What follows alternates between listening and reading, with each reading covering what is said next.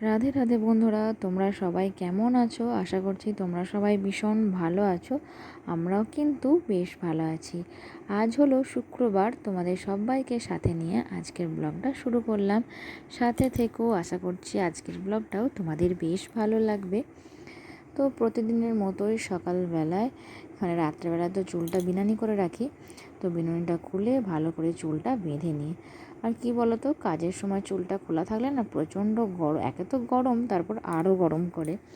তো সেই জন্য সকালবেলায় উঠে ফ্রেশ হয়ে নিয়ে চুলটাকে আগে বেঁধে নিই, তারপর সংসারের কাজকর্মে হাত দিই। আর সংসারের কাজকর্ম করতে করতে তখন তো আর নিজের খেয়াল রাখা হয় না। তো সেই জন্য প্রথমেই সকালবেলায় উঠে একটু সানস্ক্রিন প্রথমে লাগিয়ে নিই, তারপর ওই চুলটা বেঁধে নিয়ে ঠাকুর ঘরে সোজা চলে আসি। তো ঠাকুর ঘরে গোপাল সোনা এখনও শয়নে দেওয়া আছে। গোপাল সোনাকে প্রথমে ঠাকুর ঘরটা মুছে নেব, তারপর গোপাল সোনাকে শয়ন থেকে উঠিয়ে সেবা দিয়ে দেব। তো প্রতিদিন আর কি এখন আমি সকালে ঘুম থেকে উঠি, ফ্রেশ হয়ে নিয়ে ঠাকুর ঘরে আগে গোপাল সোনাদের সেবা দিয়ে তারপর সংসারের কাজকর্মগুলো করি। আর কি বলো তো, এর মাঝে না ছেলে দুবার ঘুম থেকে উঠে পড়ছে। তো কালকেও হয়েছে, আজকেও হয়েছে। গোপাল সোনাকে শয়ন থেকে উঠিয়ে বসাইছি আর ছেলে উঠে পড়েছে। আবার রুমে এসে ছেলেকে ঘুম পাড়িয়ে শুয়ে তারপর আবার ধূপ আর প্রদীপটা জ্বেলেছি, আবার উঠে পড়েছে। তো আবার ফিরে এসে ছেলেকে ঘুম পাড়িয়ে তারপর গোপাল সোনাদের সেবা দিতে পেরেছি। তো ছেলে উঠে পড়লে কী বলতো, সকালবেলায় যে কোনো কাজ করলেও ওকে বারে বারে উঠিয়ে আসতে হয়, আমাকে উঠে আসতে হয় এবং ছেলেকে ঘুম পাড়াতে হয়। তো এদিকে রাতের অগোছালো ঘরগুলো আমাকে সকালেই গুছিয়ে নিতে হয়। তো দেখতেই পাচ্ছ এখানে সেখানে এটা সেটা জিনিস রয়েই গেছে। তো সেগুলো প্রথমে একটু সুন্দর করে গুছিয়ে তারপর ঝাঁটপাট দেব। তো প্রতিদিন সকালে কিন্তু এই কাজগুলো আমাকে করতে হয়। তো রোজ রোজ তোমাদের সাথে শেয়ার করি না। তো কি বলো তো, পরিপাটি ঘরগুলো না দেখতে ভালো লাগে, কিন্তু সবসময় কি আর পরিপাটি থাকে? সবসময় তো পরিপাটি থাকে না। সবসময় কিছু কিছু সময় তো অগোছালো থাকে, যেমন খাবার টেবিলটা এক এক সময় তো এত জিনিসে ভরে যায়, তো সেগুলোকে আমাকে যেখানে যেটা জিনিস সেখানে সরিয়ে রাখতে হয়, তারপরে সুন্দর দেখতে লাগে। তো তেমন সিঁড়িটায় দেখলে কত রকমের জিনিস ছিল, তো সব যেখানে যা জিনিস সেখানে রেখে দিলাম, তারপর দেখতে সুন্দর লাগলো। তো সব জিনিস তো সুন্দর থাকে না, আমাদেরই সুন্দর করে নিতে হয়। তো এর পিছনে অবশ্যই তো প্রচুর পরিশ্রম থাকেই। তো যাই হোক, এদিকে ঝাটপাট দিতে দিতে তোমাদের দাদা ভাই আর মেয়ে মর্নিং ওয়াক থেকে চলে এসেছে এবং ওদের ব্রাশ করতে করতে আমি ভাবলাম যে ঝাঁটপাটটা একবারে কমপ্লিট করে নিই। আর ছেলে তো ঘুমাচ্ছে, দেখতেই পাচ্ছ, মশারি খাটানো আছে রুমের মধ্যে। আর কি বলো তো, এখন না পুরো গরমটা রাতের দিকে খুব বেশি নেই, হালকাই আছে, সেই জন্য না খুব একটা অসুবিধা হচ্ছে না। তো এক এক সময় তো রাতের দিকে ঠান্ডা লাগছে এমন যে হালকা হালকা পাতলা যে ব্ল্যাঙ্কেটগুলো ওগুলো গায়ে নিতে হচ্ছে। তো যাই হোক, ঝাঁটপাটা দিয়ে এখন বাইরের দিকে চলে এলাম। আর কি বলো তো, কালকে রাতেও না প্রচণ্ড বৃষ্টি হয়েছে। তো একদম সন্ধ্যা থেকে বৃষ্টি নেমেছিল, পুরো রাত 9টা সাড়ে 9টা পর্যন্ত বৃষ্টি হয়েছিল। আর তার সাথে তো ঝড় আর মেঘ ডাকা তো আছেই। তো সেই জন্যই আর কি এই পর্দাগুলো দিয়ে না বেঁধে দিই। তাহলে কি বলো তো, ডাইনিংটার মধ্যে তো মেয়েকে পড়তে বসাই, ছেলেও থাকে। তো তাহলে না ওই অত ঝোড়ো হাওয়াটা, ঠান্ডা হাওয়াটা না অত আসে না। তো সেই জন্যই আর কি এটা পর্দাটা দিয়ে বেঁধে দিই। তো তারপর সিঁড়ির তলাটা ভালো করে ঝাঁট দিয়ে তারপর নামিয়ে নেব। আর এরপর আর কি মোছামুছিটা করব। তো তার আগে ব্রেকফাস্টের খাবার দাবার রেডি করব। তো ওই গরম জল লেবু দিয়ে তারপর ড্রাই ফ্রুটসগুলো ছাড়িয়ে, আমন্ডের খোলা ছাড়িয়ে মুড়ি রেডি করে দিয়েছি। মেয়ে ছাতু শরবত খাবে, সেসব রেডি করে রেখে তারপর নিজে খেয়েছিলাম। তো এরকম প্রত্যেকদিনের রুটিন বলতে পারো একই রকম। আর মনে হয় না একঘেয়েমি রুটিন রোজ রোজ ভালো লাগে না। তো যদি কোথাও অন্য প্রতিদিনের কাজে যদি অন্য অন্য রকম রুটিন হতো তাহলে কিন্তু বেশ ভালো হতো, কিন্তু তা কি আর আমাদের হয়? আমাদের মনে হয় কাজে রোজই একই রুটিন। তো তারপর কাচাকুচি সেরে নিচ্ছি। তারপর কি বলো তো, প্রতিদিন সকালেই এখন কাচাকুচি থাকে। গ্রীষ্মের দিনে কাচাকুচিটা আমার মনে হয় যেন শীতকালের থেকেও যেন বেশি হয়ে যাচ্ছে। তো এদিকে বাসি কাজ সেরে নিয়ে রান্না বসিয়ে দিয়েছি উনানেতে। তো আজকে জলখাবারের জন্য আর কি আলু ভাজা বানাবো। তো এদিকে দেখো, কড়াইয়ের মধ্যে কাঁচা লঙ্কা আর গোটা জিরে ভাজতে দিয়ে দিলাম। তো এটা একটু ভালো করে খড়ে গেলে এর মধ্যে এই যে কেটে রাখা আলুগুলো দিয়ে দিলাম। তো হালকা মানে একদমই জল দেব না, তো নুন আর হলুদ দিয়ে হালকা নাড়াচাড়া করে বারে বারে ঢাকা দিয়ে মানে ওই ভাপে আলুটা সেদ্ধ হবে, তাহলে বেশ ঝরঝরে হবে আর খেতেও ভালো লাগবে। তো রোজ রোজ যে জলখাবারে কী বানাই মানে ভেবেই পাই না। তো আজকে মনে হয় এটা বানাবো। তো বাড়ির সব রকম তো সবাই খায় না, মানে সবাই তো আর পেঁয়াজ খায় না, নাহলে পেঁয়াজ দিয়ে রান্না করলে একটা অন্যরকম করা যায়। তো কী যে বানাবো আর কি বানাবো না ভেবেই পাই না। তো সেই জন্য আজকে সকালে মানে জলখাবারের জন্য আলু ভাজাই বানাচ্ছি। তো দেখো নুন আর হলুদটা দিয়ে দিলাম, তারপর হালকা নাড়াচাড়া করে একটু চাপা দিয়ে ভাজতে দেবো। তো তা করতে করতে কিন্তু আমার অন্য কাজ হয়ে যাবে।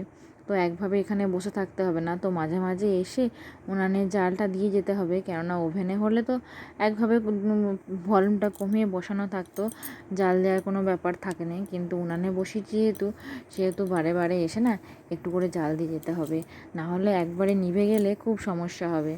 তো এদিকে দেখো আমার কিন্তু আলুটা বেশ নরম নরম করে ভাজা হয়ে গেছে, আর একটু কি বলো তো বেশ খড়া খড়া করে ভাজলে খেতে বেশ ভালোই লাগে। তো এদিকে আলু ভাজা যেহেতু হয়ে গেছে রেখে এলাম, আর ছেলে ঘুম থেকে উঠে পড়েছে। তো এরপর বিছানাটা বাগিয়ে নেব। তো বিছানারও সেই একই অবস্থা, একদম পুরো অগোছালো। তো প্রথমেই পাখার রিমোটটা যেখানে থাকে সেখানে রেখে দিলাম। তো রাতের দিকে পাখার রিমোটটা বিছানাতেই নিয়ে শুই, কেননা বাড়ানো কমানোর একটা ব্যাপার থাকে।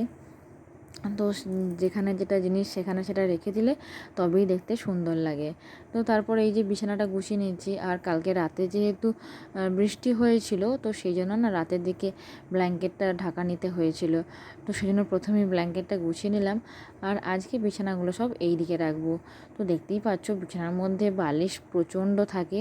তো মোটামুটি 5টার মতো পাশ বালিশ থাকে, আর 5টার মতো মাথার বালিশ থাকে। 5টা কেন, পুরো 7টা মাথার বালিশ থাকে। তারপর তো ব্ল্যাঙ্কেট আছে, কাঁথা আছে, ওয়াল পেপার আছে, প্রচুর বিছানা গোছাতে হয়। তো পুরো শীতকালের বাড়া বলতে পারো। তো এই বিছানাগুলো যে কবে কমবে জানি না। তো এই বিছানায় হয়তো 2 কি 3টে বালিশ রইলো, একটা পাশ বালিশ রইলো, তাহলে না বিছানাটা দেখতে সুন্দর লাগে এবং তাড়াতাড়ি গোছানোও যায়। আর আমার এই যে ছেলের মোটামুটি 2টো পাশ বালিশ লাগে, আর 2টো নয় 3টে লাগে, কেননা এদিকে ধারে যেহেতু শোয়ে বড় পাশ বালিশটা দিতে হয়, না হলে আবার ওই যে খাটের যে স্ট্যান্ডের যে অংশগুলো আছে না, নাহলে পা ঠুকে দেয়, তো লেগে যাবে বলে না পাশ বালিশ দিয়ে উঁচু করে দেওয়া হয়। তো যাই হোক, এখন কি করব বলো তো, বিছানাটা গুছিয়ে নিয়ে এদিকে জানলার যে পাল্লাগুলো আছে সেগুলো একটু সার্ফে জল দিয়ে ভালো করে মেজে দেব। তো ওই জানলার যে ওই সাদা মতো যে রঙটা করা আছে ওটা না কালো মতো ছোপ হয়ে যায় জানো তো। তো পুজোর সময় একবার মেজে দিই, তারপর না আর মাজা হয়নি সেই থেকে। তো ভাবলাম আজকে একটু পরিষ্কার করে পুরো জানলার যে সব পাল্লাগুলো আছে সব পরিষ্কার করে মেজে দেব, এমনকি নিচেটা পর্যন্ত। তো তার একটা কারণও আছে, তোমাদের পরে বলছি। তো দেখো আমি এদিকে জানলাটা খুলে এখন মাজছিলাম, আর এদিকে আলোটা এসে না হয়তো ফোনের ক্যামেরায় এমনভাবে পড়ছিল যে ঠিক বোঝা যাচ্ছিল না, তো একদম পুরো লাইটের মতো হয়ে গিয়েছিল। তো একটু আবছা আবছা মতো লাগছিল, তো তখন না অত বুঝতে পারিনি। তো জানলাটা খোলার পর ডাইরেক্ট আলোটা হয়তো এসে পড়ছে। তো এদিকে সব কটা পাল্লা ভালো করে টিপে টিপে একটু মেজে নিলাম, তাহলে বেশ পরিষ্কার হয়ে গেল। আর দেখবে পরিষ্কার পরিচ্ছন্ন করার পিছনে কিন্তু আমাদের অনেক পরিশ্রম এবং খাটনি থাকে। তো যাই হোক মানে সব কিছুর মধ্যেই আর কি আমাদেরকে বাড়িঘরগুলো গুছিয়ে পরিষ্কার রাখতে হয়। তো এদিকে কিন্তু আমার ছেলে দেখো এখানে চলে এসেছে।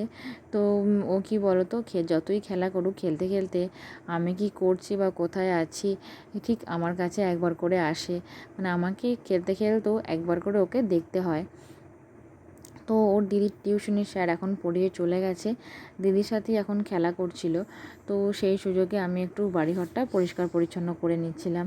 তো ওদিকে জানলার পাল্লাগুলো যেহেতু পরিষ্কার করা হয়ে গেল, তো সেই জন্যই এখন এদিকের পাল্লাগুলো পরিষ্কার করতে এলাম। তো একদম নিচের সান পর্যন্ত সব মুছে দিয়েছিলাম। আর কি বলো তো, একটু পরিষ্কার পরিচ্ছন্ন করলে না, এখনকার দিনে দেখবে যে মাকড়সাগুলো থাকে সেগুলোও না অনেক কম থাকে। তো তবু জানি না কোথা থেকে ঠিক বিছানার মধ্যে মাকড়সা চলে আসে। আর মাকড়সাগুলো তো এত বাজে কি বলবো, যে মানে ছেলের জামা কাপড়ের মানে যদি লেগে যায় তাহলে না খুব অসুবিধা হবে। তো সব সময় তো আর চোখে পড়ে না, হয়তো আমি বাইরে রইলাম, মাকড়সা বলে হয়তো চলে গেল, তখন দেখতে পেলাম না, তো তখন সমস্যা হয়ে যায় এগুলো। আর আমি দেখতে পেলে তো একদম সঙ্গে সঙ্গে মাকড়সাগুলো সব মেরে দিই।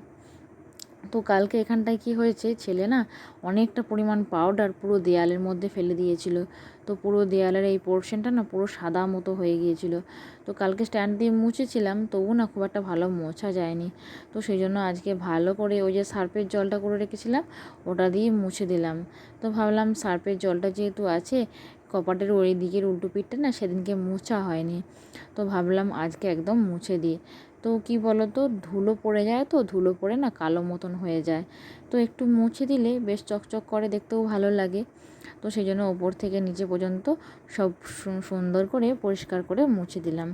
মুছে দিয়ে এই যে এখন দেখো, কালকে আমি এই টবটার মধ্যে একটা মানি প্ল্যান্টের গাছ লাগিয়েছি। তো সেইটা না, এই টবটা তো বাইরের দিকে ছিল, তো বৃষ্টির জন্য না টবের বাইরের দিকটা নোংরা হয়ে গিয়েছিল। তো একদম এই যে সার্ফের জল দিয়ে বেশ কাপড়ে করে ভালো করে পরিষ্কার করে দিলাম। আর ভাবলাম বলতে ভেবেছি যে ওদিকে যে জানলাটা আছে ওখানে না টবে করে প্রচুর অনেকগুলো না মানি প্ল্যান্ট গাছ লাগাবো, দেখতে বেশ সুন্দর লাগে। আর কি বলো তো, এই গাছগুলোর কিন্তু অনেক উপকারিতাও আছে, শুধু যে সুন্দর দেখতে লাগে তা নয়। তো দেখো আমি এদিকে জানলাটাতে এই গাছটা রেখে এলাম, আর একটা মাঝে লাঠিও দিয়ে দিয়েছি, যাতে যখন এই লতটা উঠবে ওটা বেয়ে উঠতে পারে। তো দু রকমের লাগিয়েছি জানো তো, একটা বড় পাতা এবং একটা ছোট পাতা। তো যাই হোক লাগিয়ে দিয়ে এরপর তোমাদের দাদাভাই বাজার থেকে এনেছিল আমন্ড, কাজু আর কিশমিশ। তো সব কটা মিশিয়ে একটা কৌটোর মধ্যে ঢেলে নিলাম। প্রতিদিন রাতে ভেজাতে হয়, তখন সুবিধা হয় একটা কৌটোর মধ্যে রাখলে। তো যতটা পরিমাণ লাগবে ঢেলে দিয়ে তারপর রেখে দিলাম। তো একবারে সবটা ঢাললাম না, তো এভাবে মিক্সড করে নিলাম। তো আজকে বানানো হচ্ছিল সুজির মালপোয়া। তো বন্ধুরা, আজকে ভিডিওটা এখানেই শেষ করলাম। রাধে রাধে।